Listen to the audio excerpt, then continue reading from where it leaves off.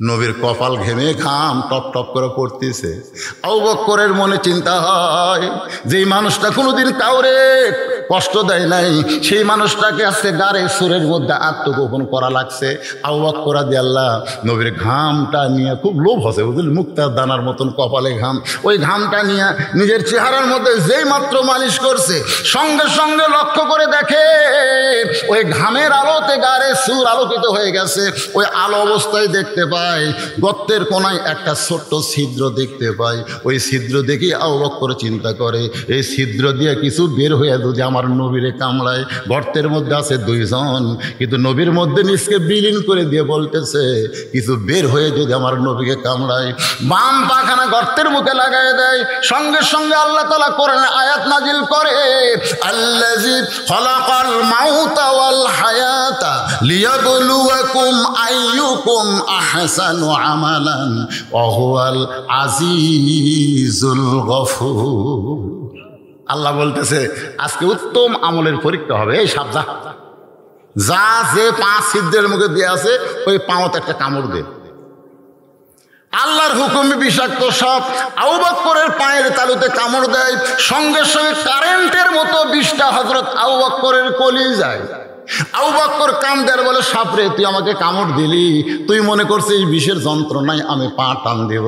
সাপরে, আমার নবী উরাতের উপরে ঘুম পাড়তেছে, আমি নড়বো না, পাও টান দেব না। সাপটা আবার কামড় মারে। কিতাবের মধ্যে আছে 5বার সাপটা কামড় মারলে গোটা দেহ থর থর করে কাঁপতেছে। অসতর্ক মুহূর্তে এক ফোঁটা পানি নবীর গাল মোবারকে পড়েছে। নবী আমার ঘুম থেকে চেতন পায়, বলে, আবু বকর, বাড়ির কথা মনে করে কাঁদতেছো, বিবি বাচ্চার কথা মনে করে কাঁদতেছো। আবু বকর বলে, রাসূলুল্লাহ, ওই ছিদ্রের মুখে কিটা দিছি, বারবার কামড় দেয়। নবী ডাক দিল, আবু বকর, বিষাক্ত সাপের কামড়ে তুমি মরে যাচ্ছ, অথচ আমার ঘুম থেকে ডাক দিলা না। আবু বকর বলে, রাসূলুল্লাহ, ওই আল্লাহর শপথ করে বলতেছি, আমার জীবনের চাইতে আপনার ঘুমের দাম বেশি। আমি গেছিলাম গাড়ে সুরে আপনাকে দোয়ায়, ওই গাড়ে সুরের পাশেই মাত্র 25 মিটার দূরে একটা গর্ত পর্যন্ত আবু জেলের আসছে। আবু জেলেরা খুঁজতে খুঁজতে আসিছে। আবু বকর বলে, হুজুর, ওই হুজুরকে পাও দেখা যায়। আল্লাহ রাসূল মুসকে মুসকে হাসে, হুজুর আপনাকে খুঁজতেছে আর আপনি হাসতেছেন। রাসূলকে, আবু বকর, তুমি কি মনে করছো আমরা দুইজন? আবু বকর বলে, হুজুর আমরাই তো দুইজন। না, আমাদের সঙ্গে আর একজন আছে, তিনি হলেন আমাদের আল্লাহ। জোরে কোন সুবহানাল্লাহ। হিজরত করে চলে গেলেন রাসূল মদিনায়। 13 বছরে মক্কায় কলেমার দাওয়াত দিয়ে মুসলমানের সন্তানেরা শোনেন, ইন্না নাহনু নাযালনা যিকরা ওয়া ইন্না লাহু লাহাফিজুন। এই কোরআনকে মক্কা থেকে আল্লাহ নবী মদিনায় নিয়ে গেছে। সুবহানাল্লাহ কর না কেন? কোরআনকে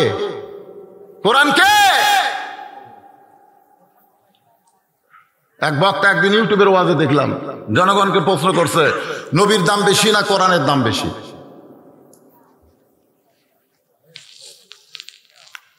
যে সমস্ত শ্রোতারা বলতেছে কোরআনের দাম বেশি। আপনাদের ঘাড় প্রশ্ন হলো, আল্লাহর কোরআনের দাম বেশি না আল্লাহর নবীর দাম বেশি? বুঝা শোনা কোন পারে? যারা মুখ বন্ধ করা আছে এরা খুব চালাক। সবাই একটু ঝাঁকিয়ে ছেলেরা, মেসির দাম বেশি না নেইমারের দাম বেশি? হ্যাঁ, আমাদের 5 ফের একদিন সেই গন্ডগোল, যেদিন ব্রাজিল হেললো, বুঝলেন,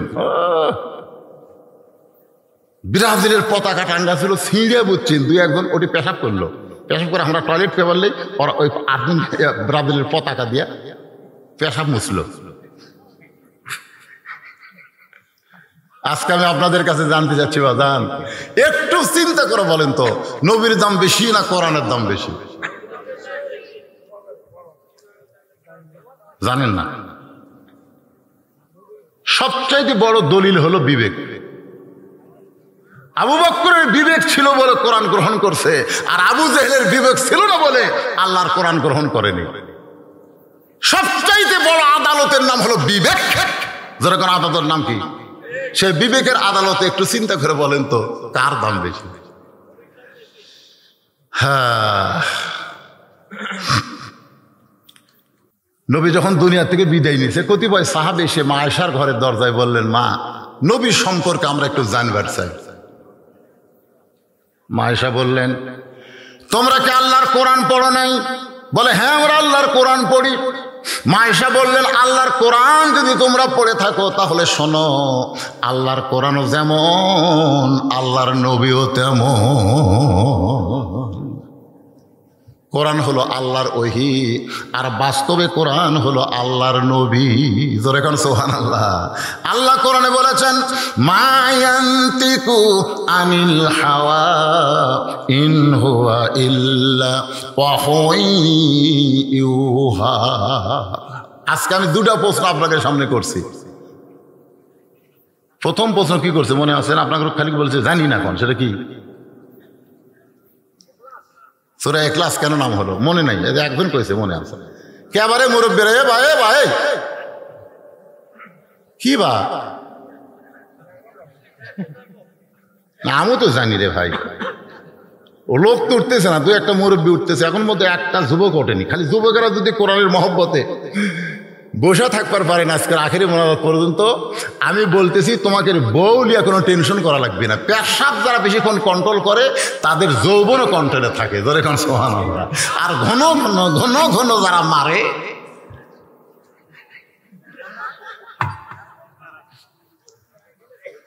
এ ডোজ কে অ্যাঙ্গেলের ডোজ কে রে? আমার নিজেরই ডায়াবেটিস ব্যারাম জানেন, 17 সালে ধরা পড়ছে। ডাক্তার কইল, হুজুর যখন ওয়াশ করবেন তখন পেশাবে ঝাঁকিতে পেশাব নিচে তৈলে ভরে দেবি, 1 ঘন্টা পর পর পেশাব না করলে আপনার কিডনি ড্যামেজ হবে।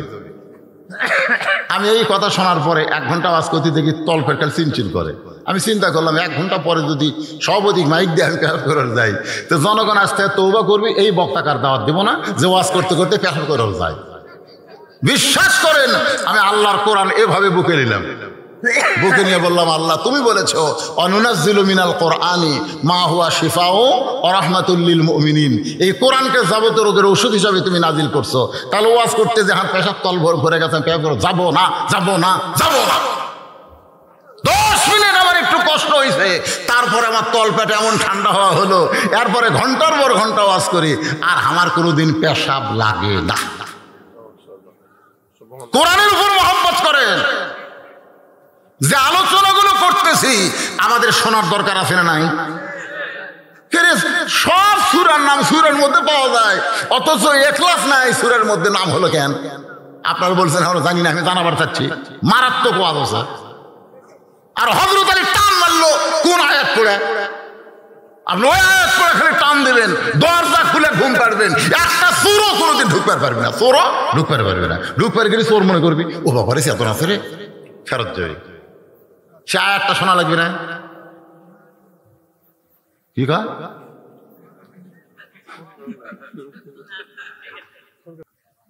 বুড়ি বললেন, বাবা নুহু, তোমার এই ছোট্ট নৌকায় সবাই যদি চলবার চায় তাহলে নৌকার মধ্যে কি জায়গা হবে? নূহ বললেন, বুড়িমা, এই নৌকায় চড়তে গেলে একটা জিকির করা লাগবে। সেই জিকিরটা হলো লা ইলাহা ইল্লাল্লাহ, লা ইলাহা ইল্লাল্লাহ, লা ইলাহা ইল্লাল্লাহ নূহ নবিয়ুল্লাহ। নূহ নবিয়ুল্লাহ, এটা কি? ঠান্ডার পানি দিয়ে গেছে, দেখি ফেলাছে সাফ করে, আবার পানি আনবে। 38 বছর হচ্ছে ওয়াজের বয়স, এখনো টেজোতে 1 কাপ চা খাইনি। আমি সেই দিন চা খাবো যেদিন আমার সামনে বসা সবাই 1 কাপ করে খাবি। এটা লিয়ে দেন। আপনি কেন হুকুম করার কি? আপনি সভাপতি। এরা কুটি গেল রে মা, পানি আনবে গেছে, আপনি খান চাটা, আপনি খান। তাহলে নৌকায় চড়তে গেলে শর্ত হলো কি? জোরে কান ফাযকুরুনি আযকুরুকুম। নৌকায় চড়তে হলে জিকির করা লাগবে লা ইলাহা ইল্লাল্লাহ নূহ নবিয়ুল্লাহ। সঙ্গে সঙ্গে বুড়ি বলতেছেন লা ইলাহা ইল্লাল্লাহ নূহ নবিয়ুল্লাহ। নূহ বলতেছে, বুড়িমা আপনার কোনো টেনশন নাই, বন্যা নামক গজব যেদিন শুরু হবে সেদিন আমি আপনাকে হাত ধরে নৌকায় উঠাবো। অস্কুরুলি অলা তাকফুরুন, খুব খেয়াল করবেন। বন্যা নামক গজব যেদিন শুরু হবে সেদিন আমি আপনাকে হাত ধরে নৌকায় উঠাবো। সঙ্গে সঙ্গে বুড়ি বললেন আলহামদুলিল্লাহ। আলহামদুলিল্লাহ কেন বললেন? এখানে বুড়ির বলা দরকার ছিল, বাবা বন্যা গজবে তুমি আমার হাত ধরে তুলবা, তুমি অত্যন্ত ভালো মানুষ, তোমার মতন ভালো মানুষ কেউ নাই। বন্যা গজবে একটা বুড়ি মানুষের হাত ধরে তুমি নৌকা তুলবা। আপনারা বলেন তো, বুড়ি এটি নুহুর কোনো প্রশংসা করছে? প্রশংসা করছে কার? তাহলে প্রধানমন্ত্রী 564টা মসজিদ বানায় দিছে, এখানে প্রধানমন্ত্রীর কোনো প্রশংসা চলবে না, প্রশংসা করতে হবে আল্লাহর। জোরে কোন কথা ঠিক কিনা? প্রধানমন্ত্রী আমাকে রাস্তা বানিয়ে দিয়েছে, প্রধানমন্ত্রীর বাপের টাকা। এক কথা খেয়াল করবেন, অস্কুরুলি আল্লাহর কোরআন, এটি বাজে কোনো গপ্প চলবে না। আল্লাহর কোরআন, অস্কুরুলি শুকুর গুজার করতে হবে কার? যদি না করে অন্য কারো শুকুর গুজার করো, ওলা তাকফুরুন, আল্লাহ বলেছেন কুফরি করো না, করলেই তুমি কাফের হয়ে যাবে, করলেই কাফের।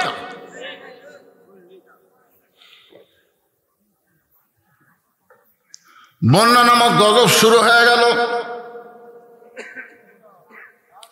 নৌকা ভাসতে ভাসতে যদি পর্বতের উপরে চলে গেল।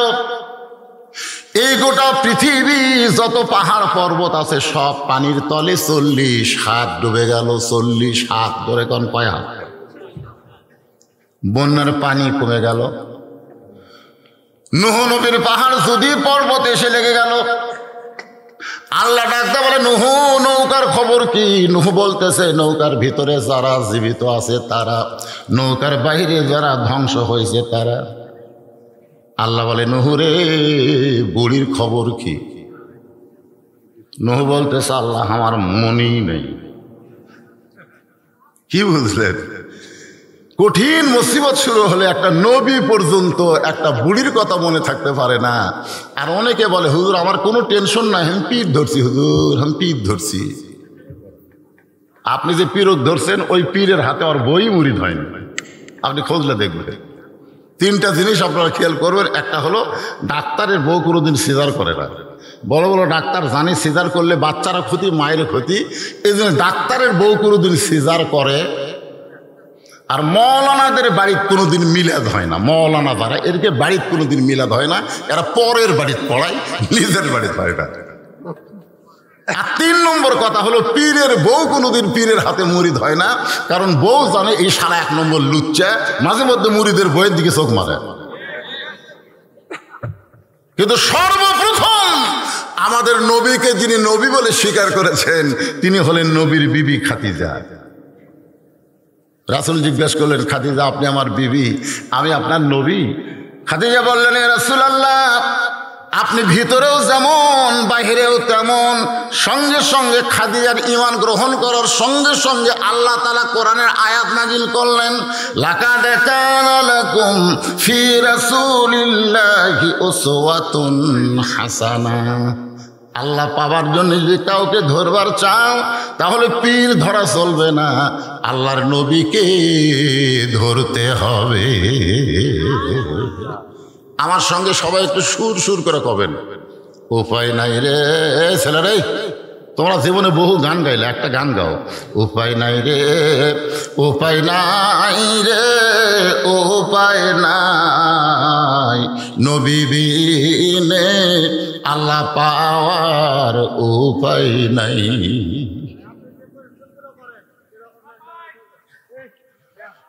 নবী বিনে আল্লাহ পাওয়া যাবে, এই কথা শোনেন, অন্য কোনো দিকে হো হো হো হো যা হয়, নবী বিনে আল্লাহ পাওয়া যাবে, ধরে কান পাওয়া যাবে। তাহলে সেই নবীকে ধরতে গেলে আমাদের কি ধরা লাগবে?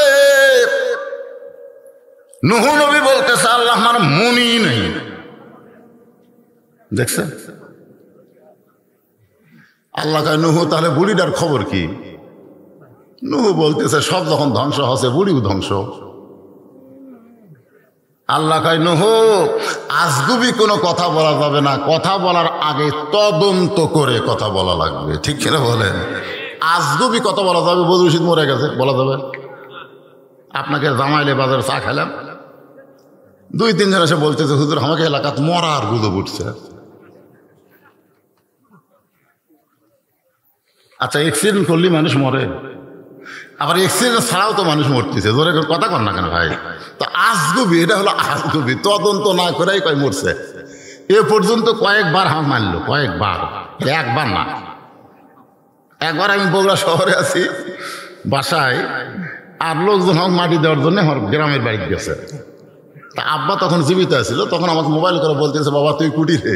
আমি বললাম বাসার মধ্যে আছি। তাড়াতাড়ি আয়, তো কবর দিয়ে বেড়াচ্ছে। তুই তাড়াতাড়ি আয়, তো কবর দেওয়ার জন্য আছে। হায় হায় রে, এর নাম হলো আজগুবি।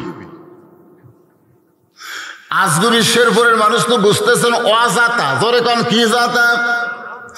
অজাতা কোনো কথা বলা যাবে না। তদন্ত করে দেখো, নূহ নবী তদন্ত করতে গিয়ে দেখে বুড়ি তো দূরের কথা, বুড়ের বাড়িটাও পর্যন্ত কিছুই হয় নাই। বুড়ি তো দূরের কথা, যে ঝুবড়ি বাড়ির থাকে ওই বাড়িও পর্যন্ত কিছু হয়নি। আমি তাইফে যে হালিমাতুস সাদিয়ার বাড়িতে গেলাম, হালিমাতুস সাদিয়ার বাড়ি, ওই বাড়িতে গিয়ে আমি 2 রাকাত নামাজ পড়লাম। রাসূলকে কোলে নিয়ে হালিমা লালন পালন করছে। ওই সময় যেমন বাড়ি ছিল এখনো তেমন বাড়ি আছে, কিয়ামত পর্যন্ত আল্লাহ ওই বাড়িটাকে হেফাজত করবে আমাদের জন্য। জোরে কোন সুবহানাল্লাহ। আশ্চর্য হয়ে গেলাম। সেই 1400 বছর আগে, 1500 বছর আগে নবীকে কোলে নিয়ে হালিমা দোল দিয়েছে, আর সেই বাড়ি এখন এইরকমই আছে। আমি মদিনাত গিয়ে দেখলাম মা ফাতেমার বাড়ি, যেরকম বাড়ি সেই রকমই আছে। যতই বন্যা হোক, গজব হোক, ঝড় হোক, এইগুলো আল্লাহ ধ্বংস করবে না। সিরু ফিল আরদ কাইফা কানা আকিবাতুল মুকাজ্জিবিন। আল্লাহ কোরআনে বলেছেন ভ্রমণ করে দেখো মিথ্যাবাদীর পরিণতি কি আর সত্যবাদীর অবস্থা কি, এগুলো তোমরা ভ্রমণ না করলে বুঝবার পারবা না। এগুলো দেখা দরকার, দেখলে ইমান বাড়ে। ইমান বাড়ে না কমে? বাড়ে। হ্যাঁ, নূহ নবী ডাক দিলেন বুড়িমা, সঙ্গে সঙ্গে বুড়ি টোপলা নিয়ে হাজির। টোপলা, নূহ নবী বলতেছে বুড়িমা টোপলা কেন? বলে সাইদ হয়ে বসে আছি, যে কোনো সময় ডাক আসবি। যেরকম ঠিক কিনা? আগে থেকে সাইদ হয়ে বসে থাকা লাগবে, সাইদ হইয়া বসে থাকা লাগবে। আল্লাহ বলেছেন লা তামুতুন্না ইল্লা ওয়া আনতুম মুসলিমুন, মৃত্যুবরণ করো না যতক্ষণ তুমি মুসলমান না হবে। যে কোনো সময় তোমাদের সামনে মৃত্যু আসবে, তোমাদেরকে সাইদ হয়ে মৃত্যুর সামনে দাঁড়াতে হবে। জোরে কোন কথা ঠিক কিনা? সাইদ হয়ে আল কাটতে কাটতে মরতেছে, দুনিয়াদারি বিল্ডিং করতে করতে মরতেছে, সাইজ হওয়াটাই পাই। সাইজ সাইজ সাইজ বোঝেন? কিন্তু যেদিন ডাক পড়িবে কবর মাঝে যাইতে, জোগাড় কিছু করছো বন্ধু তার মাঝে বিছাইতে। ডানে কবর বামে কবর, ডানে কবর বামে কবর, নিচে কবর আছে যে, ওপর দিকে ছায়া দেখো বাঁশের ছাউনি দিছে কে। ডাক দিয়াছেন, গান আছে না নাই? ডাক দিয়াছেন আল্লাহ আমারে, রইব না আর বেশি দিন তোদের মাজারে। চলতে পথে 2 দিন থামিলাম, যাবার কালে একজন আরো দেখা না পাইলাম। কত জনকে কত কি দিলাম, যাবার কালে একজন আরো দেখা না পাইলাম। ও আমার সাদের মালা যাই রে ছিলে, রইব না আর বেশি দিন তোদের মাজারে। 1 নম্বরে যাবেন? যান, ঘুরে আসো। হ্যাঁ, তাও বলছে ঠিক আছে। চাদর লিয়ে যাবেন, থুয়ে যান, চাদর থুয়ে যান।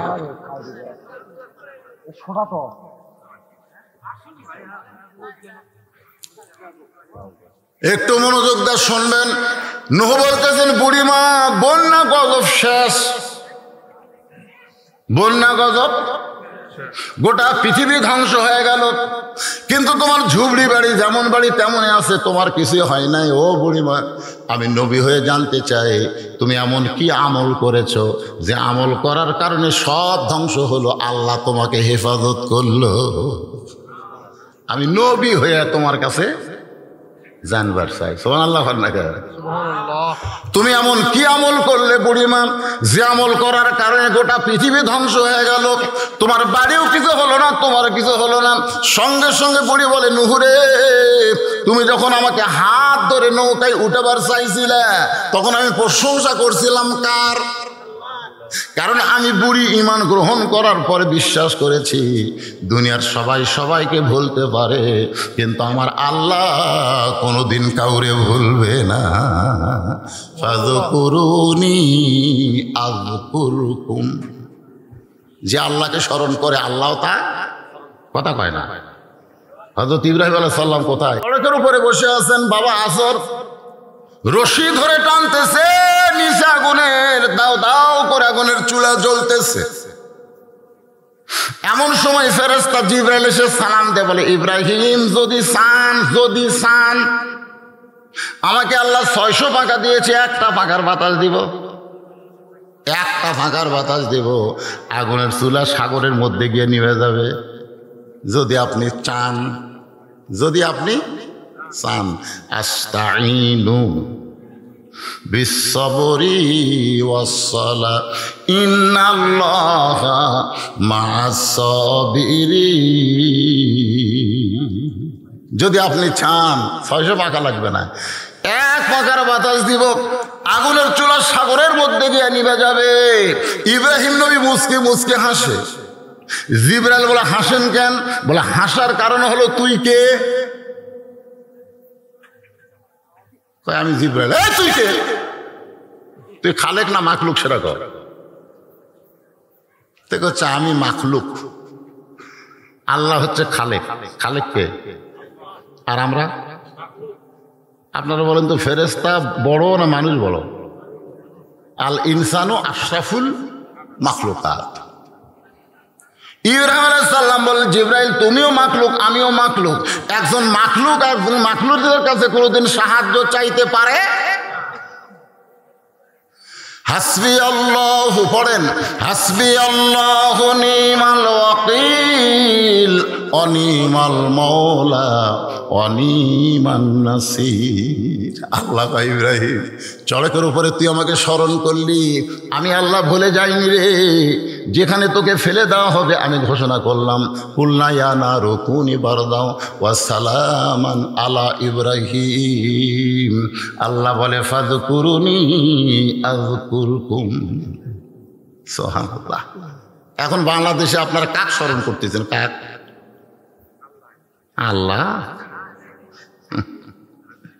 বক্তারা পর্যন্ত চারিদিকে তাকায় থেকে বাস করে, এরকম আগে দেখে। আজরাইল ধরার চাইতে পুলিশ ধরার চিন্তা বেশি। রে,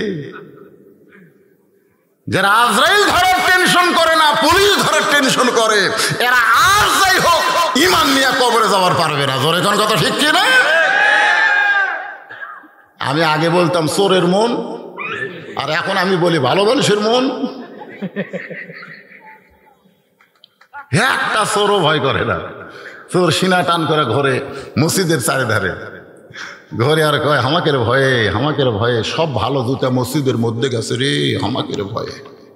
দুই চোরের ভয়ে সব লোক দামি জুতা মসজিদের মধ্যে তুলছে। আসেন একটু মনোযোগ দিয়ে শুনবেন। এই কোরআনকে লক্ষ্য করে আল্লাহ বলেছেন, ইন্না নাহনু নাযালনা যিকরা ওয়া ইন্না লাহু লাহাফিজুন। এই একজন আল্লাহু আকবার। আসলে বাংলাদেশের যারা বড় বড় দল করে না, বড় বড় দল, আওয়ামী লীগ, বিএনপি, এই দলের লোকেরা কিন্তু আল্লাহু আকবার কয় না। জোরে কোন কথা ঠিক কিনা? আপনি খোঁজলে দেখবেন ওদের মিছিলে কোনোদিন আল্লাহু আকবার স্লোগান হবে না।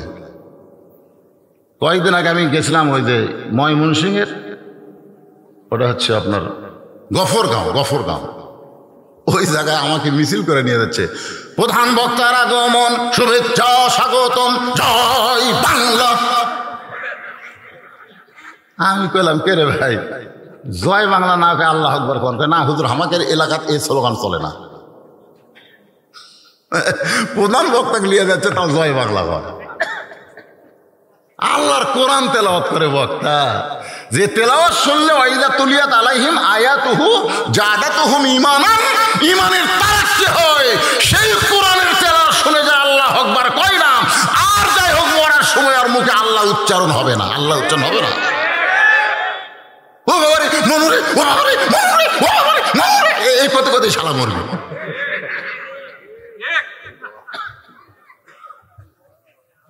কি কোরআন তেলাওয়াত হয় এই সাইড থেকে, কে জানো তাও দুর্বল আসতে। আল্লাহু আকবার। আপনি হওয়ার থেকে মরা পর্যন্ত সুবহানাল্লাহ জিকির করেন, আল্লাহ খুশি হবি, শয়তান সরবি না, ওটি থাকবে। আপনি হওয়ার থেকে মরা পর্যন্ত আলহামদুলিল্লাহ জিকির করেন, আল্লাহ খুশি হবে, কিন্তু শয়তান বেদার হবি দেয়। একবার খেলে আল্লাহ আকবার বলেন, শয়তান এত করে দৌড় মারবি আর পিছন দিকটা বাতাস বাড়াবে। ওরে বাবা রে, শয়তান তাড়ানোর তাকবীর হলো লিল্লাহে।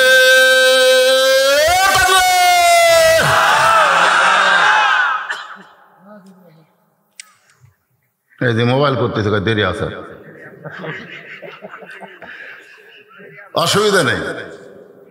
জরুরি কোনো কল আসতে পারে, জরুরি। হ্যাঁ, আপনার মোবাইল বন্ধ করে রাখেন, সব চলবে। সব চলবে না, আপনি মনে করতেছেন আমার ছাড়া কিছু চলবে না। আপনি মরার অভিনয় করে দেখেন, একদিন খালি মরার অভিনয় করে দেখেন, দেখবেন সবই চলবে। আপনি ছাড়াই সব চলবে, আপনি কিছুই না চলবে। মনে করতেছেন বিরাট কিছু, খালি মরিয়া দেখেন, তাড়াতাড়ি কুটি থোয়া লাগবে। সেই গরম ভাই থাকে, আস্তে আস্তে খাই। তো কি বলতেছি মনে আছে তো আপনাদের? ফাযকুরুনি আযকুরুকুম ওয়াশকুরুলি ওয়ালা তাকফুরুন। এইটা বলতে বলতে আমি বলতেছি ইন্না নাহনু নাযালনা যিকরা। তাহলে এই কোরআনটাও হলো একটা জিকির। কোরআনের এক নাম কি? জিকির। হ্যাঁ, তাহলে এখন বলেন তো, কোরআন যে জিকির আল্লাহ বললো, এর পিছনে কারণ কি? 37 জন মক্কার বাসা নেতা আল্লাহর বাড়ির চারিধার ঘেরাও করছে। 37 জন, তারকে হাতে তলোয়ার লাঠি বল্লম, নবীর বাড়ির চারিধার ঘেরাও করছে। নবী খালি বাড়ির থেকে বাড়ালি পিটাই মারবি। নবী আলী গিয়া বলতেছে, আলী তুই আমার বিছনাত ঘুম পাড়, তুই আমার বিছনার মধ্যে ঘুমায়া যা। আলী বলতেছে, হুজুর আমি আপনার বিছনায় কেন ঘুমাবো? রাসূল বললেন, আল্লাহ হিজরত করার হুকুম দিছে। আলী বলতেছে, ইয়া রাসূলুল্লাহ, এতদিন আপনার বাড়ি কেউ ঘেরাও করলো না, তখন আল্লাহ হিজরতের হুকুম দিল না।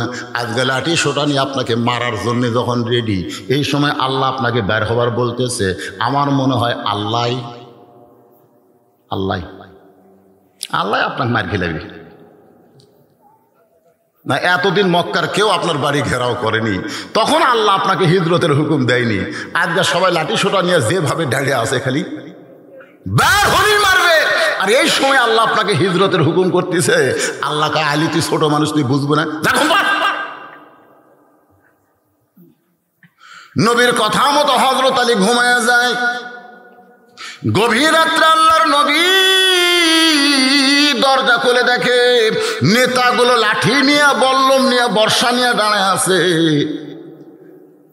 রাসূল বলে, আল্লাহ ঈসা আলাইহিস সালামকে আপনি ঘরের ছাদ ফাঁকা করে আসমানে নিয়ে গেলেন, আর আমাকে আপনি এদের ভিতর দিয়ে হিজরত করতে বলতেছেন। আল্লাহ আমি কি করব?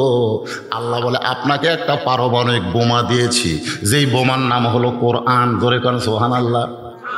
এই কোরআন থেকে কয়েকটা আয়াত তেলাওয়াত করে এক মুঠি বালির মধ্যে ফুঁক দেন, ফুঁক দেওয়ার পরে বালি উপর দিকে ছিটায় দেন।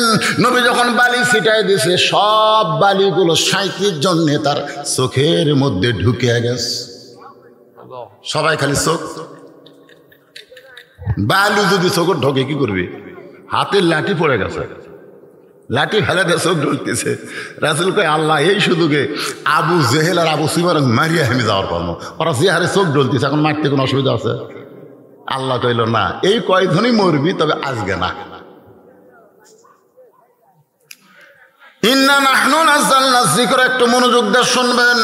আজকে নয়, আজকে আপনি হিজরত করেন, গভীর রাত্রে আবু বকরের বাড়ির দরজায় আস্তে করে ঠোকা মারছে, সঙ্গে সঙ্গে দরজা খুলে যায়। রাসূল বলে আবু বকর, আমি যে তোমার বাড়ির দরজায় আসতেছি এইটা তুমি আগে থেকেই জানতে? বলে 6 মাস আগে আপনি বলেছিলেন একদিন গভীর রাত্রে মক্কা ছেড়ে মদিনায় হিজরত করা লাগবে, আমাকে সঙ্গে করে আপনি মদিনায় যাবেন। সেদিন থেকে আজ পর্যন্ত কোনো রাত্রিবেলা আমি ঘুমাইনি। রাসূল বললেন চলো যাই। যেই বলছে চলো যাই, নবীর সঙ্গে সঙ্গে রওনা দেয়। রাসূল বলে আবু বকর, একটা বার কি বাড়ির মধ্যে ঢুকবা না? তোমার বিবি বাচ্চার কাছে কি একটা কথাও বলবা না? আবু বকর বলে ইয়া রাসূলুল্লাহ, আমার বুকটা চিরে কলিজা যদি দেখাবার পারতাম তাহলে আপনি বুঝতে পারতেন আমার বুকের ভিতরে আল্লাহ নবী ছাড়া আর কারো জায়গা না। চলো ওই পাহাড়ের উপরে উঠতে হবে। আবু বকর বলে হুজুর, মক্কা থেকে মদিনা হলো উত্তর দিকে, আর আপনি পূর্ব দিকে যাচ্ছেন, ব্যাপার কি? বলে এটাই আল্লাহর আইন। ধরে করেন সুবহানাল্লাহ। গিরি শহরের মধ্যে আবু বকরকে আল্লাহ নবী যখন আত্মগোপন করেছে, রাতটা শেষ হয়ে গেল। রাত যখন শেষ হয়ে গেল, আবু জেহেল বলতেছে এমনভাবে পাহারা দিলাম এখন পর্যন্ত ঘর থেকে বের হয় নাই, তাহলে আজকের মতো কি আমরা ফেরত যাব? আবু সুফিয়ান বলতেছে আবার 37 জন নেতা কবে ঐক্যজোট হবে? আজকেই কাম সারা লাগবে, দরকার হলে ঘরের দরজা ভাঙ্গা আমরা তাকে হত্যা করব, এই নিয়তে আবু জেহেলের নেতৃত্বে নবীর ঘরের দরজা ভাঙ্গা দেখে ওরে তামানে চাদর দিয়ে একজন লাখ ডেকে ঘুম পাড়তিছে।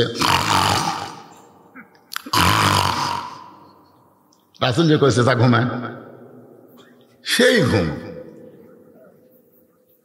উলিদ বিন মুগিরা বলতেছে নেতা এক মারার জন্য সারা রাত আমরা খাড়া হয়ে আছি, আর এইরকম করে ঘুম পাড়ে এই মানুষ। আবু জেহেল খালি মুসকে মুসকে আসে। আবু জেহেল জানে এটা মানুষ না, এটা হলো আল্লাহর নবী। জোরে কোন সুবহানাল্লাহ। আবু জেহেল কিন্তু জানে আল্লাহর নবী, কিন্তু আবু জেহেল জানে কিন্তু মানে না। এটাই হচ্ছে মারাত্মক কথা। আমরা সবাই জানি কোরআন সত্য কিতাব, কোরআন আল্লাহর আইন, জানি ঠিকই, কিন্তু আমরা একই কথা। আবু জেহেলের যা হবে আমাকে অবস্থাও তাই, খালি মরিয়া থাকবে, খালি মরলেই বুঝবেন যে আমাদের অবস্থাটা কি হয়। বাঁচতে বুঝতে পারতেছেন না। আবু জেহেল সবচাইতে বড় নেতা, মুসকি মুসকি হাসতেছে। উলিদ বিন মুগিরার হাতে একটা বর্ষা আছে, এই বর্ষাটা চাদরের উপর মারতে চায়, কারণ যাকে সারা রাত পহরা দিলাম এই বেটা ঘুম পাড়ে, এক না মারা পর্যন্ত আমার শান্তি নাই। যখন বর্ষাটা মারবে আবু জেহেল খফ করে ধরে বলতে, উলিদ বিন মুগিরা রে, ঘুমন্ত মানুষকে মারা জায়েজ নাই। সুবহানাল্লাহ। ঘুমন্ত মানুষকে মারা জায়েজ নাই। উলিদ বিন মুগিরা বলে নেতা আপনার সব কথা মানতে পারি, কিন্তু এটা মানা যাবে না। অনেক সময় দেখবেন নেতার চাইতে ক্যাডার বেশি পাওয়ারফুল। ধরে গণ ঠিক কিনা? নেতা তাও কিছু বোঝে, কিন্তু ক্যাডাররা কিছুই বোঝে না। আমার চিনিস তাহলে বগুড়া থেকে ঘুরে আসাই তো সাইজ করবো রে, এমন ভাবে হুমকে পারছে এই গরিব মানুষ বাড়ি যে কান্দিছে। আল্লাহ বগুড়া থেকে ঘুরে আসে আমার সাইজ করবে। আল্লাহ আল্লাহ বগুড়া থেকে আসতে না 2 ঘন্টা লাগবে, আসে তো আমার সাইজ করি। ওই কাহলো 4 মাথা পার করেনি, যাই বলছে ঘুরে আসে সাইজ কর্ম, ওই 4 মাথার যাতে ভুটভুটির সাথে বাঁধা গেছে। মোটর সাইকেলের কিছু হয়নি, কিন্তু ওর 4 ভাঙ্গা। বগুড়া মেডিকেল কলেজে নিয়ে যা ব্যান্ডেজ করে থোছে, যাক বলছে ঘুরে আসে সাইজ করবো, ও আবার 800 গ্রাম আঙ্গুল নিয়ে দেখবার গেছে। দেখবার যা বলতে থেকে ভাই ঘুরে যাই সাইজ করবো, তোর কি হইলো? ভাই সাইজ করার মালিক আমি না রে, সাইজ করার এখন বুঝলো। কতকগুলো ক্যাডার আছে দেখবেন নেতার চাইতেও বেশি মশান মারে, আছে না নাই? জোরকান হাজির নাই? এই সাংসারিক অত্যাচারে নেতারা পর্যন্ত দোষের মধ্যে পড়ে যায়।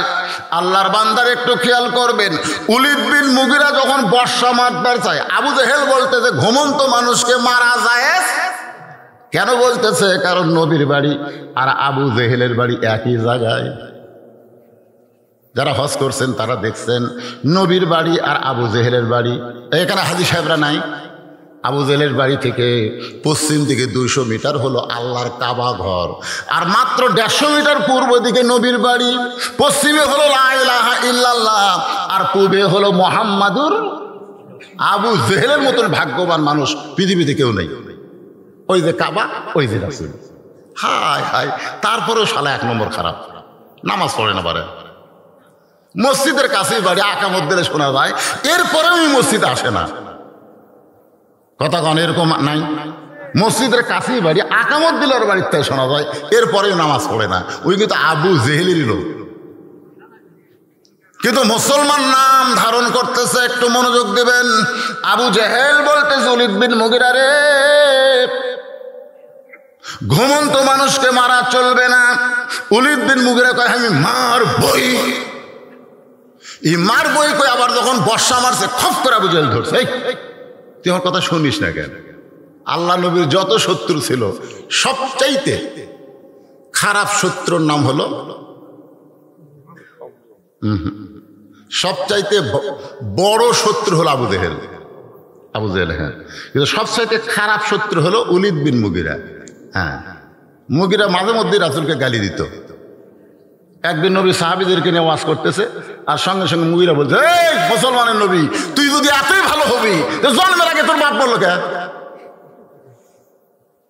আচ্ছা, জন্মের আগে বাপ মরলো, এটা নবীর দোষ?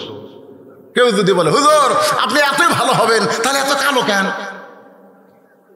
আমি কালো হচ্ছি, এটা আমার দোষ?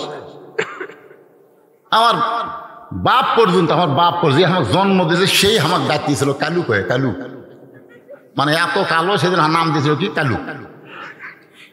আর বাপ মরে গেছে, আল্লাহ জান্নাত দেখ। এই কালু নাম কিন্তু আমি যখন বড় হলো তখন সবাই এই কালু, এক সন্তোষ হতো কালু। আমার এতই খারাপ, আমি কালু নাকি? চিন্তা করে দেখেন, জন্মের আগে নবীর বাবা মারা গেছে, এটা কি নবীর দোষ? তো বলতে তুই যদি এতই ভালো হবি তাহলে জন্মের আগে তোর বাবা মরল কেন?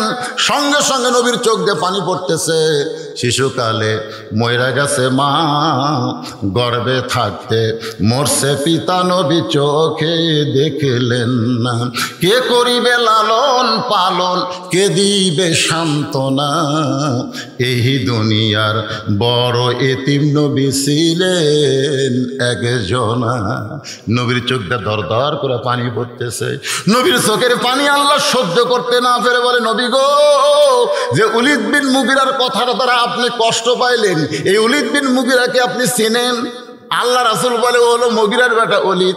আল্লাহ কয় নবী গো, ও মুগিরার বেটা অলিদ না, উতুল্লিম বাদা জালিকা জানিম, ও হলো যারো তো সন্তান। একমাত্র যারো সন্তান ছাড়া নবীরে কেউ আবল তাবল বলতে পারবে না। আজও বাংলাদেশে যারা নবীর বিরুদ্ধে কথা বলবে বুঝবেন ওদের মাও একটা, কিন্তু বাপের ঠিক নাই। যেরকম কিসের ঠিক নাই? এই শালারা জাউরা চল, যেরকম কি চল, জারদ সন্তান। আমার নবীর বিরুদ্ধে তুমি কথা বলবা, বাড়ির যা শোনা দেখো তোর বাপকে। পরের বার যখন নবী এরকম কথা বলতেছে, উলিদ বিন মুগিরা কিছু একটা বলবার যাচ্ছে, মানে নবীকে আবার খারাপ কথা কয়, মনে কষ্ট দিবে, এমন সময় নবী আগেই বলে দিয়েছেন উতুল্লিম বাদা যালিকা জানিম। উলিদ বিন মুগিরা মারছে দৌড়। আপনারা বুঝবার পারেন নাই, কিন্তু উলিদ বিন মুগিরা বুঝিয়েছে। সৌদি আরবের লোকেরা কোরআন বোঝে কি বোঝে না? কোরআনের ভাষা হলো আরবি, ওদের মাতৃভাষা হলো আরবি। উলিদ বিন মুগিরা এক দৌড়ে মায়ের কাছে, মা, মা কয় কি রে, তুমি সত্যি করে বলো তোমার বাপকে? মা কয় এত বছর পর এই পুরান খবর তো কে দিল রে? এত বছর পর এই পুরাতন খবর তো কে দিল? যাই এই খবর দিছে সে দুনিয়ার সাধারণ কোনো মানুষ না। ওলীদ বিন মুগিরা বলে আমি তা দেখতে পারি না। তুই দেখতে না পারলে কি হবে? সে দুনিয়ার সাধারণ কোনো মানুষ না। যেই খবর উপরওয়ালা আল্লাহ ছাড়া কেউ জানে না, সেই খবর কে জানালো রে? ওলীদ বিন মুগিরা বলে মা তাহলে খবর কি? বলে খবর হলো তোর বাপ ব্যবসার কাজে বাইরে গেছে।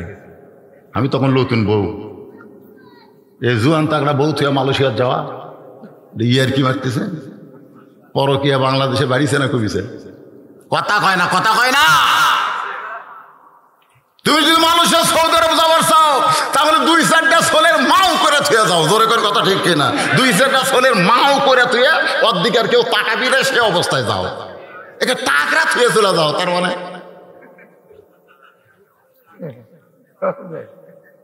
আছে না নাই? জোরে কোনো আছে না নাই? চলে গেছে, চলে গেছে। এখন ওলীদ বিন মুগিরার মা বলতেছে তোর বাপ ব্যবসার কাজে যায়, ব্যবসাতে এত লাভ আছে যে আমি যে বউ বাড়িতে আমার কথা মনেই নেই, টাকার ধান্দাত বউ ভুলে গেছে। আমি একদিন ছাদের উপরে উঠছি, মনের মধ্যে একা একা কেন ভালো লাগে না, কোনো কাজে মন যেন বসে না, আমার কি হতে কি হইয়া গেল। লাগবে না? গলা খারাপ লাগতেছে? গলা যা গেছে তাই নাই? এ গান আমরা শুনছি ছোটবেলায়। একা একা কেন ভালো লাগে না, কোনো কাজে মন যেন বসে না, আমার কি হতে কি হইয়া গেল। ছাদের ওপর এখানে উড়ঝুড় করতেছে। ইতিমধ্যে ওর মা বলতে তোর বাপের ছোট ভাই ওলীদ বিন মুগিরাকে ওর মা বলতেছে তোর বাবার ছোট ভাই বাড়ির চারিধার তওয়াফ করতেছে। ভাই যখন বাড়ির না থাকে তখন দেওরা কিন্তু মজা মারে। ভাইয়া তোমার বউ, আমি যে দেবর, ভাইয়া তোমার বর, আমি যে দেবর, বুঝে দেখো ভাবি কার বেশি দাবি। ভাইয়া গেছে মালয়েশিয়ায়, আমি এখন আসি। একের কোরআনের বাস্তব ঘটনা দেখেন। ওলীদ বিন মুগিরার মা বলতেছে তোর বাপের ছোট ভাই খালি চারিদিকে ঘোরে, চারিদিকে যখন তাওয়াফ করে, তাওয়াফ এমন সময় আমি ছাদ থেকে নিচে নেমে এসে ঘরের দরজা খুলে দেই। ঘরের দরজা খুলে দেওয়ার পরে তোর চাচা আমার ঘরের মধ্যে ঢোকে। আমি তোর চাচাকে আমার দিকে আকৃষ্ট করি। আকৃষ্ট বলা লাগবে না, বলা লাগবে না, তুমি আমার কাছে আসো। খালি এইরকম অন্যা আগে এইরকম আসলো, সব ঢাকাতেছে। এখন অন্যা ঘুরে এই দিকে গেছে, এই দিকে। বলা লাগবে আসো আসো, বলা লাগবে।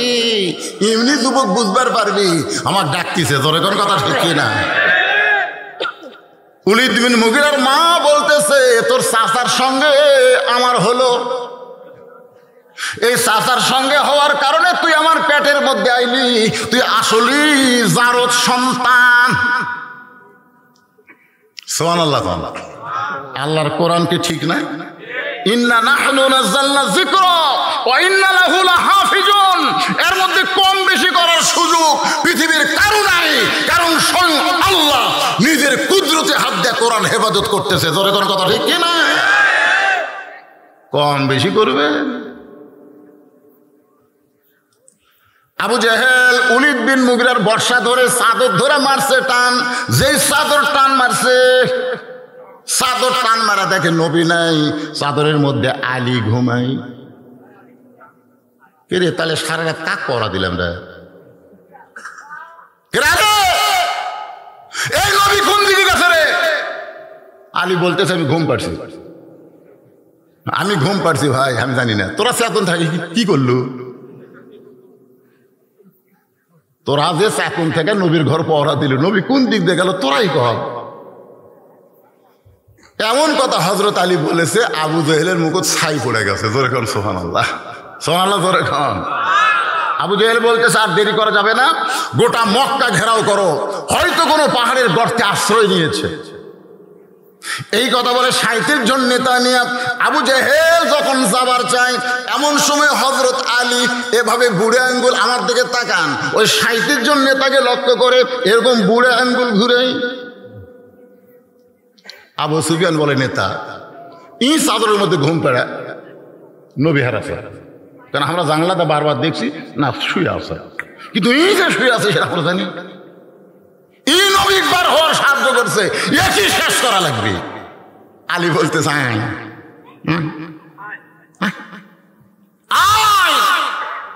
আল্লাহ নবী যদি বলতো যে 37টা সার পোকা আমার বাড়ির চারিধারে ঘেরাও করছে, আলী রে যা সাইজ কর, আল্লাহর শপথ করে বলতেছি তোর এক শয়তানও বাঁচবি না, এক শয়তান বাঁচবি না। সুবহানাল্লাহ জোরে কর না কেন? একজন মুসলমানের ইমানের পাওয়ার কি দেখেন। নবী যদি বলতে আলী আমার বাড়ির চারিধার 37 জন সেনা 37 জন নেতা ঘেরাও করছে, যা তো যা সাইজ কর। আপনারা বলেন তো আলী পারতো কি পারতো না?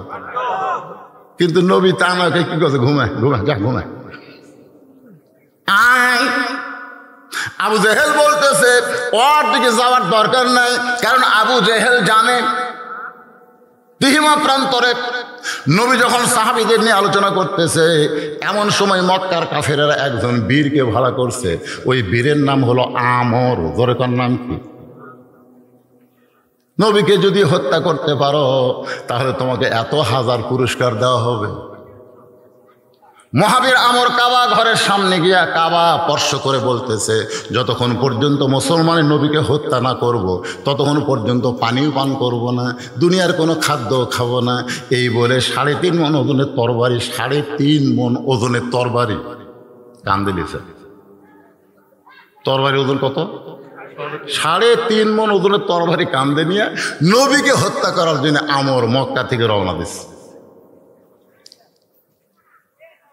আল্লাহ রাসূলকে জানানো হলো, ইয়া রাসূলুল্লাহ, মক্কার সবচাইতে বড় বীর যিনি প্রতিদিন 21 কেজি খাদ্য খায়, প্রতি সন্ধ্যায় 21 কেজি খাদ্য খায়, সেই মহাবীর আমর আপনাকে হত্যা করার জন্য রাস্তা নিয়েছে 3.5 ওজনের তরবারি কান্দে নিয়ে।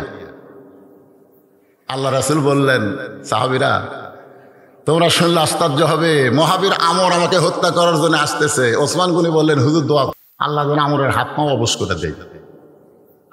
মুসলমান তো এই দোয়া ছাড়া তোর কিছু নেই, আল্লাহ ফিলিস্তিন মুসলমানকে হেফাজত করো, আমরা কিছু করব। 2 ফোঁটা চোখের পানি দেওয়া ছাড়া আর আমাকে কিছুই নাই। মুসলমানের সরকারের উচিত হলো প্রত্যেকটা মুসলমান যুবকদেরকে ফিলিস্তিনে যাওয়ার ভিসা দেওয়া। জোরে কোন কথা ঠিক কিনা? কথা বল না, বেঁচে থাকে কি লাভ? বুখারী শরীফের হাদিস, বুখারী শরীফে মাহাদান ইয়াদখুলুল জান্নাতা ইহুব্বি আন ইয়ারজি ইলা দুনিয়া ওয়া লাহু মা আলাল আরদি মিন শাইইন ইল্লা শাহীদুন ইয়াতামান্না আন ইয়ারজি ইলা দুনিয়া ফায়ুক্তাল 10 মাররাতান লিমা ইয়ারা মিনাল কারামাতি। রাওয়াহুল বুখারী কিতাবুল মাগাজি।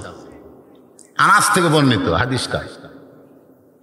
জান্নাতুল ফেরদাউস পাওয়ার পরেও একদল লোক দুনিয়াতে আসার জন্য ছটফট করবে। আল্লাহ বলবে, শহীদ হওয়ার কারণে আমি আল্লাহ তোদেরকে জান্নাতুল ফেরদাউস দিলাম, এরপরে দুনিয়াতে যাবার চাষ করেন। ওরা তখন বলবে, আল্লাহ শহীদ হওয়ার সময় শহীদ হওয়ার যে কি মজা আমরা পাচ্ছি, সেই মজা জান্নাতের মধ্যে নাই। আমরা আবার দুনিয়াতে যাব, ওই ইসরায়েলের বিরুদ্ধে 10 বার, কয়বার? 10 মাররাতান, 10 বার যুদ্ধ করে শহীদ হব। শহীদ হওয়ার মধ্যে যে মজা, সে মজা জান্নাতের মধ্যে নাই। আর আমরা খালি বাঁচ ফের চাই, যার কারণে তো ইসরায়েলি ইহুদিরা ইচ্ছা মতো মারতেছে। ছোট ছোট বাচ্চাদেরকে পর্যন্ত হত্যা করতেছে। একটু মনোযোগ দিবেন। ওসমান গনি বলে, ইয়া রাসূলুল্লাহ দোয়া করেন। সঙ্গে সঙ্গে নবী হাত তুলেছে, দোয়া করবে, আল্লাহ আমরের হাত পাও অবশ। হাত পাও যদি অবশ হয় তাহলে ওই তরবারি আসে পারবি? এই অবশ পর্যন্ত বলতেই আল্লাহর কোরআনের আয়াত নাযিল হচ্ছে। ফেরেশতা জিবরাইল এসে বলতেছে, ইয়া আইয়ুহান নাবিয়্যু হারজিল মুমিনিনা আলাল কিতাল। হে রাসূল, দোয়া দিয়া সব কাম হবে না। আপনি যদি দোয়া করেন, আল্লাহ মক্কার কাফের থেকে মদিনাকে হেফাজত করো, তাহলে মদিনা হেফাজত করতে পারবেন না, বরং মক্কার কাফেরদের বিরুদ্ধে মুসলমানদেরকে অস্ত্র ধরা লাগবে। এই হুকুম কার? জোরে করে এই হুকুম কার? বরং আপনার মুমিনদের মধ্যে কাউকে খাড়া করান। আল্লাহ রাসূল দোয়া উপর দিকে না নিয়ে নিচের দিকে নিলেন। তোমাদের মধ্যে কেউ আসো যে মহাবীর আমর আমার কাছে আসার আগেই তার সামনে যাবা? এমনকি তোমাদের মধ্যে কেউ আসো প্রত্যেকটা সাহাবী মাথা নিচু করে চিন্তা করে, প্রতি সন্ধ্যায় 21 কেজি খাদ্য খায়, আর 3.5 ওজনের তরবারি নিয়ে যুদ্ধে যায়। এত বড় বীরের সামনে কে দাঁড়াবে? সব সাহাবী যখন মাথা নিচু করে চিন্তা করতেছে, এমন সময় 11 বছরের একজন কিশোর বালক, নাম হলো তার হযরত আলী। ধরে খান সুবহানাল্লাহ। মাত্র কয় বছর? 11 বছরের কিশোর বাচ্চা পিছন দিক থেকে বলতেছে, রাসূলুল্লাহ আমি দাঁড়াইছি। আল্লাহ রাসূল বলেন এজলিস, বস বস। রাসূল বললেন তোমাদের মধ্যে কেউ কে আছো ওই মহাবীর আমর আমি নবীর কাছে আসার আগে তার সামনে দাঁড়াবার পারো? সঙ্গে সঙ্গে হযরত আলী বলে লব্বাইক ইয়া রাসূলুল্লাহ, আমি দাঁড়াইছি। রাসূল কয় বস বস বস। তৃতীয়বার যেই কইছে ওই আলী দাঁড়াইছে। রাসূল কয় আয় আয়। কাছে আসলে বলে তুই আমার কে হোস? বলে আপনি আমার চাওয়াতো ভাই, আমার বাপ আবু তালেব আপনাকে লালন পালন করছে। এই তোর বাপ মরার সময় কি কথা রে? তোর বাপ মরার সময় কইছে আমি যেমন তোমার লালন পালন করেছি আমার আলী আর জাফরকে তুমি তেমন লালন পালন করবা। তোমার বাপের মাথা হাত দিয়ে আমি ওয়াদা করছি। এরা হামাজ মারার জন্য আসতেছে, আপনি পুচকা খালি বারবার খাড়া হোস। আলী বলতেছে ইয়া রাসূলুল্লাহ এই দেহে জীবন থাকা অবস্থায় আমার জীবনের চাইতে আপনাকে বেশি ভালোবাসি। একজন কাফের এসে আপনাকে মারবে আর আমি লেবেন চোষ খাওয়া? দরকার হলে আগে আমাকে মারবে তারপর আপনার। হুজুর আপনি হুকুম দেন। আল্লাহ রাসূল আলীকে বুকের মধ্যে নিলেন। আলী রে, ও শারীরের মধ্যে তরবারি নিয়ে আমাকে মারার জন্য আসতেছে আর তুই খালি খালি যাবি বাবা, এইটা কোনোদিন সম্ভব না। ওসমান লব্বাইক ইয়া রাসূলুল্লাহ তোমার বাড়িতে কি তরবারি আছে? বলে কুরবানি জব করার একটা ছুরি আছে। সেটাই নিয়ে আসো। ওসমান গনি ধনী না গরিব? এজরা খান ধনী না গরিব? কুরবানি করার একটা তরবারি আছে, বলে ওইটাই নিয়ে আসো। নবীর কাছে এনে দিল মাত্র 27 ইঞ্চি একটা ছুরি। 27 ইঞ্চি একটা কি? ওইটা নবী আলীর হাতে বিসমিল্লাহ বলে দিয়ে বলেন আলী রে ওই আমরের বিরুদ্ধে লড়ো যাও। হযরত আলী মারতেছে দৌড়, পিছন দিক থেকে আল্লাহর নবী চিৎকার করে আলী রে তোকে যাবার বলছি তাই বলে দৌড়ে দৌড়ে যাস। আলী বলতেছে ইয়া রাসূলুল্লাহ এতক্ষণ কাফের আমর হয়তো অনেক দূর পর্যন্ত আইছে, আমি যদি আসতে যাই তাহলে আরো আসবে, এই জন্য দৌড়ে দৌড়ে যাই। আপনার পবিত্র চেহারা দেখার আগে আমি আলী ওকে জাহান্নামে পাঠাবার চাই।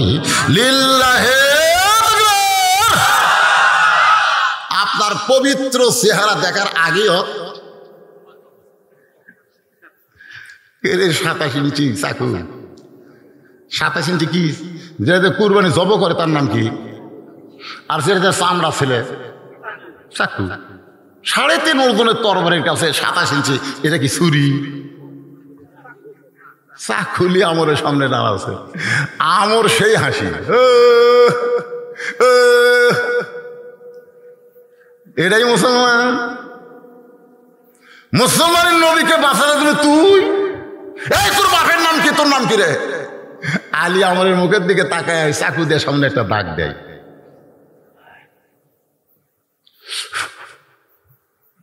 কোরআন শরীফে পড়তিছে, মুখের সামনে দাগ দেওয়া বলে এই কাফের পাটা, তুই কত বড় বাপের বেটা, আল্লাহর নবীকে হত্যা করবি, এই দাগটা টাপকায়া সামনে এক ধাপ যা। এই যে দাগ দিলাম, এই দাগ পার হয়ে গেলে এক ধাপ যা। আমরের গোটা দেহ থর থর থর থর করতেছে। আপনার বলেন তো কোরআনে অস্ত্র আছে না নাই? আফগানিস্তান থেকে আমেরিকা পলালো কেন? আফগানিস্তান স্বাধীন হলো, আমেরিকা পলালো কেন? ফিলিস্তিন থেকেও ইসরায়েল বাহিনীদেরকে পলাতে হবে। জোরে কোন কথা ঠিক কিনা? তবে সন্তান হওয়ার আগে মায়ের যেমন একটু রক্ত ঝরে, একটু রক্ত না ঝরালে আপনি সন্তানের ডাক শুনতে পাবেন না। সন্তান বের করতে গেলে অনেক রক্ত মায়ের ধরাতে হয়। জোরে কোন কথা ঠিক কিনা? এরপরে সন্তান যখন গোসল করে মায়ের বুকে দেয়, মা তখন ওই যে রক্ত ঝরাছে ও কথার মনেই নেই। কলজা শান্তি রে। দাদি আর নানি কয় এই তুই এটা হওয়ার জন্য কত কষ্ট পাইছে, লাগতে কষ্টের পরেই শান্তি দাদি, কষ্টের পরেই শান্তি। সুবহানাল্লাহ। আজকে পৃথিবীতে মুসলমানের রক্ত যাবে, আমাদের বাংলাদেশের মুসলমানেরও রক্ত দেওয়া লাগবে। জোরে কর কথা ঠিক কিনে, বাংলাদেশের মুসলমানের রক্ত দেওয়া লাগবে। এমনি এমনি ইসলাম, রক্তের ভিতর দিয়ে ইসলাম। জোরে কর ঠিক কিনা। একটু মনোযোগ দিয়ে শোনেন, দাগ দিয়ে বলতেছে তুই কত বড় কাফেরের পাটা, কাফেরের বেটা। নবীকে হত্যা করা তো দূরের কথা, সামনে এক ধাপ সামনে যা, এক ধাপ সামনে যা। এই কথা যেই মাত্র বলছে আমরের গোটা দেহ থর থর করে কাঁপতেছে। সুবহানাল্লাহ। আপনারা বলেন তো, বাড়িওয়ালা যদি ন্যাংলা হয়, বাড়িওয়ালা ন্যাংলা পঙ্গু, মানে হাতও পঙ্গু পাও পঙ্গু, কিন্তু চেতন আছে। আর চোর আমার মতন শক্তিশালী, ওই আশা কেবল জানলাত হাত দিছে। ন্যাংরা যদি বলে কে, আপনারা বলেন তো চোর থাকবে না দৌড় দিবি, কথা কন না কেন, চোর থাকবে না দৌড় দিবি কি জন্য? তোর তো শক্তি আছে, এত হাত পা পঙ্গু। চোর তোর বুঝবি চেতন আছে রে, চেতন থাকতে চুরি করা যাবে না। বাংলাদেশের মুসলমানকে চেতন থাকলে ওই ভারতের কুলাঙ্গারেরা বাংলাদেশের অভ্যন্তর নিয়ে নাক ডবাতে পারবে না। জোরে কোন কথা ঠিক কি না? কিন্তু চেতন নাই তো। আপনি ঘুমায় গেছেন, আপনার ঘরের মধ্যেই হরি হরি হরি হরি হরি হরি আপনার ঘরের মধ্যেই আপনি ঘুমায় গেছে, আর আপনার বউ স্টার জলসা জি বাংলা দেখতেছে, আপনি ঘুম পাড়তেছেন, আর ওরকে পুঁজে আসে আপনার ঘরত বাঁচতেছে। আপনি চেতন থাকতেন, হাতে একটা 1.5 হাতা লাঠি নিতেন, লাঠি লাঠি লাঠি নিয়ে ঘরের মধ্যে যায়। বউ বাড়ি না, বউ যেখানে বসে আছে আর পাশে একটা বাড়ি মারা লাগবে, 4 আঙ্গুল সাইড করে। আমি মুসলমান, আমার ঘরে কোরআন তেলাওয়াত হবে, আমার ঘরে জি বাংলা স্টার জলসা চলবে না, ভারতের পূজার বাদ্য মুসলমানের ঘরে হবে না। জোরে কথা ঠিক না? আপনি চেতন আছে, আপনি পঙ্গু হয়ে গেছেন। আমাদের সবই খোলা আছে, হাত খোলা, পাও খোলা, চোখ খোলা, খালি মুখ বন্ধ। এই জন্য পেঁয়াজের দাম 250 গেছিল। আমাদের এলাকার খালি মুখ খুলিছে, এই পেঁয়াজ দুদুল 100 টাকা না বেশ, তোর বোটাল পেঁয়াজের বস্তা পুকুরে ফেলে দেন ভাই। ওর সাথে আরো 10 জন খাড়া আছে, ভাই লেন ভাই, কেবল মুখ খুলিছে, দাম কমে গেছে। কথা কন না কেন? কষায়ের কাছে গোস, গরুর দাম কম, তোর গোসের দাম বেশি। কষায় কয় না ভাই, 500 করে দিলি। মুখ খোলা রাখবি ভাই, মুখ না খুললে একজনের কাম 10 জনের কাম একলাই করে দিয়ে যাবি। জোরে কোন কথা ঠিক কি না? মুখ খোলা লাগবে, মুখ বন্ধ রাখলে চলবে না। দেখেন হযরত আলীর গাওয়াত বল আছে, কথা কেন গাওয়াত বল আছে।